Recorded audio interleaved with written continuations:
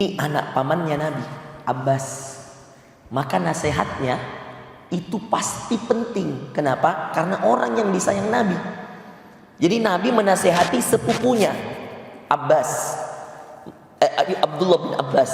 Kenapa Ibnu Abbas? Namanya Ibnu Abbas. Kalau panggilannya Abdullah, banyak sahabat Abdullah namanya. Makanya dipanggil Ibnu Abbas. Ibnu Abbas itu anaknya Abbas. Siapa itu Abbas? Pamannya Nabi, omnya Nabi. Maka Abbas, Abdullah bin Abbas dengan Nabi itu masih sepupu, walaupun usianya jauh. Maka dipanggil, ya gulam, hai anak kecil, sini. Inni u'allimuka kalimatin. Saya mau ajar kamu kata-kata yang kamu pakai dalam hidupmu. Ya. Yang dengan kata-kata ini, kalimat ini, kamu akan hidup bahagia. Gitu kira-kira bahasa sederhananya, Pak. Inni u'allimuka kalimatin. Coba dengarkan kalimatnya Nabi ya. Nasihatnya ke Abdullah bin Abbas. Ihfadillah yahfadka. Ihfadillah tajidhu tijahak. 2. Idza sa'alta fas'alillah. Wa idza ista'anta fasta'in billah. Kemudian wa'lam annal ummata law ijtama'u ala an yanfa'uka bi syai'in lam yanfa'uka illa bi syai'in qad katabahu Allahu lak. Wa in ijtama'u ala an yadurruka bi syai'in lan yadurruka illa bi syai'in qad katabahu Allahu lak. Katabahu Allahu 'alaik.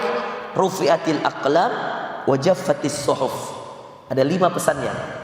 Kita bedah satu-satu.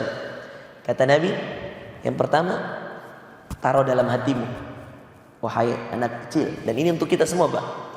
Ihfadillah yahfadka. Jaga Allah di hatimu, maka Allah menjagamu. Apa maksudnya, Pak? Coba, Pak. Nasihat pertama saja ini kalau diamalkan, kayaknya tidak ada orang bikin dosa. Iya. Coba. Apa nasihat pertama?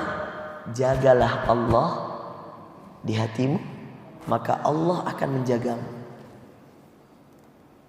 Selalu tanamkan dalam hati, Bapak Ibu, kita diawasi Allah, kita dilihat sama Allah. Itu selalu tanam dalam hati. Saya diawasi Allah, maka saya tidak mau berbuat dosa. Kenapa? Karena Allah melihat saya, Allah menjaga saya. Kalau sedikit saja hati kita, mohon maaf, tidak benar niatnya, maka pasti Allah tegur kita. Makanya perbaiki niat. Ini yang paling pertama nasihatnya Rasulullah pada Abdullah bin Abbas. Jaga hatimu, pasang baik-baik di hatimu ini bahwa engkau dilihat Allah, engkau diawasi oleh Allah. Ya. Boleh sambil dicatat, Pak, nasihat pertama tadi, hadis ke-19 apa? Jagalah Allah di hatimu, maka Allah pasti menjagamu. Ya, boleh pakai handphone, boleh pakai catatan, terserah. Ini hadisnya Nabi, hadis ke-19 ya. Nasihatnya Nabi kepada siapa tadi? Abdullah bin Abbas. Apa yang pertama? Jagalah Allah di hatimu, maka Allah akan menjagamu. Jadi selalu merasa diyakini dalam hati bahwa kita dilihat, diawasi oleh Allah. Yang kedua, ihfadillah tajidhu tijahak. Kata Rasulullah sallallahu alaihi wasallam, jagalah Allah di dalam perbuatanmu, maka Allah pasti selalu membersamaimu. Ngerinya ini ya, yang mau nyalek yang mau jadi caleg, yang mau jadi apa, kalau Anda cuma mengandalkan uang, mohon maaf, tidak ada jaminan menang ya. Anda luruskan niat. Yang kedua, minta sama Allah.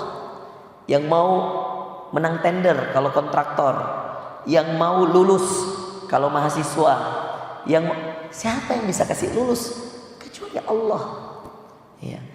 Yang sakit kalau mau sembuh, siapa yang bisa kasih sembuh? Allah ya.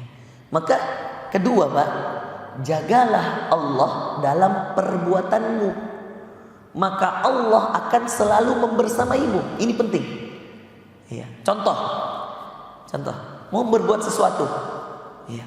Kalau kebaikan, baca doa, Pak ya. Minimal kita mengatakan dalam hati Bismillah untuk memulai semua sesuatu ya.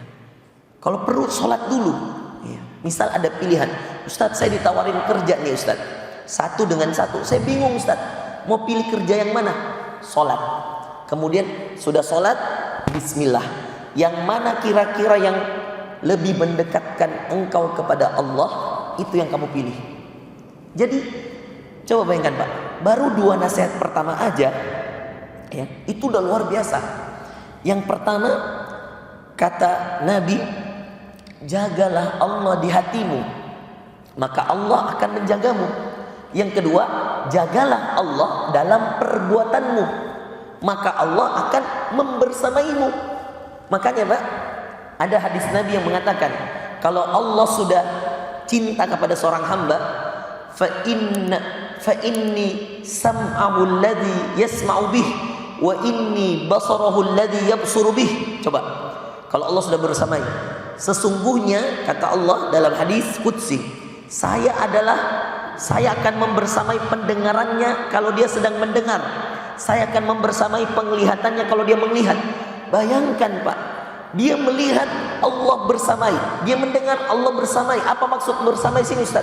Allah selalu menjaga dia, jaga penglihatannya, jaga pendengarannya, jaga hatinya, jaga lisannya, sehingga kalaupun dia bekerja di kantor, depannya tugas kantor, itu dihitung pahala. Kenapa? Karena dia selalu merasa diawasi Allah. Dia lagi edit video, dia lagi tulis sesuatu, dia lagi kerja, kalau dia ikhlas karena Allah, perbuatannya ini cari nafkah untuk istri, cari nafkah untuk anak yang halal, tidak ambil yang haram, maka Allah membersamai dia. Bayangkan Pak, pentingnya itu melibatkan Allah. Coba, kita ini sudah Pak, mohon maaf ya, saya selalu tanya itu sama jamaah. Banyak jamaah saya orang kaya Pak, di Pondok Indah, di Sumarekon, di Bekasi ya. Orang Bugis ya, kalau saya biasa ceramah di sana, itu keluhannya satu, uang banyak Ustadz, rumah banyak. Di Makassar ada 2, di Kendari ada, di Morowali ada tambang saya Ustadz, ada di Kalsel batu baranya. Hanya yang cerita begitu Pak, orang Bugis. Saya keliling Indonesia Pak, mulai dari Sumatera ujung sampai ujung, hampir semua provinsi saya sudah datangi. Mungkin tinggal 5 provinsi sampai 7 provinsi yang saya belum datangi Pak. Saya ceramah sampai Eropa, ketemu orang Indonesia di Brunei, di Singapura, Qatar, Turki, keliling dunia saya Pak ceramah. Setiap ketemu orang Bugis kaya, pengusaha, selalu masalahnya satu. Apa masalahnya Pak? Bukan uang. Selalu masalahnya apa? Hati. Apa dia bilang? Tidak tenang Ustaz, susah tidur, takut meninggal, banyak utang. Iya. Mohon maaf, iya. Istrinya selalu bertengkar dengan dia, macam-macam masalahnya. Ada anaknya narkoba, orang kaya, 5 anaknya semua narkoba. Masya Allah. Iya. Ada di Nunukan, saya kenal Pak, pengusaha kaya raya, orang Bugis, Bone. Subhanallah, 10 anaknya, 5 laki-laki, 1 yang tidak narkoba, 4-empatnya narkoba semua kodong. Sedihnya Pak. Iya. Masya Allah. Nah ceritakan itu. Anaknya yang tidak narkoba, ya Ustaz, waktu bapak masih hidup, saya bilang Masya Allah. Ujian, ada nikmat, ada ujian. Tapi hampir semua Pak, kalau kita amalkan hadis Nabi ini, hampir semua kuncinya di situ. Jaga Allah. Iya. Coba Pak, bayangkan bagaimana mungkin kita dititipi harta, hidup, sedangkan kita tidak sholat. Itulah makna dari nasihat kedua, jagalah Allah dalam perbuatan. Apa maksudnya perbuatan? 2, kerjakan yang diperintah, jauhi yang dilarang. Disuruh kita sholat. Kalau kita tidak sholat, sedangkan Allah menyuruh sholat, berarti kita tidak menjaga Allah dalam perbuatan kita. Iya. Disuruh kita puasa Ramadan. Kalau kita tidak puasa Ramadan, berarti kita tidak menjaga Allah dalam perbuatan kita. Nanti ada zakat. Iya. Siapa yang pengusaha di sini? Ada biasa pengusaha itu Pak. Iya. Dia mengakali Allah. Kalau pajak dia bayar, pajak negara dia bayar, karena dia takut perusahaannya ditutup.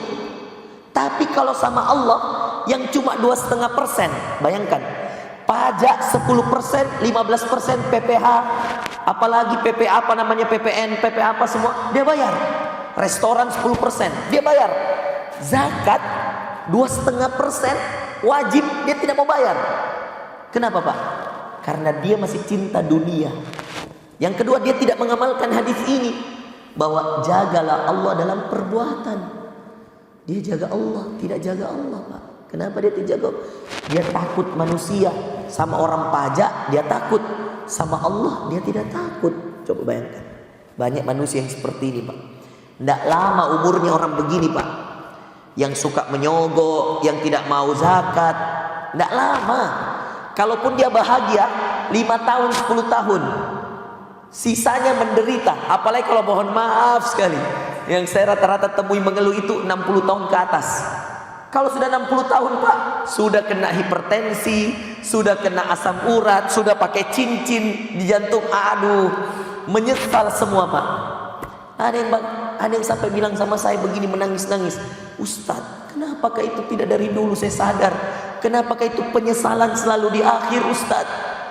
Saya tidak pernah sholat subuh dulu, saya tidak pernah keluarkan zakat, padahal itu kaya-kayanya saya hambur-hambur uang saya, pergi mohon maaf diskotik, pergi mana, pergi narkoba, bahkan ke Makau Pak, main judi. Kita tahu itu Makau, itu salah satu daerah di Hong Kong ya Pak Rahmat ya.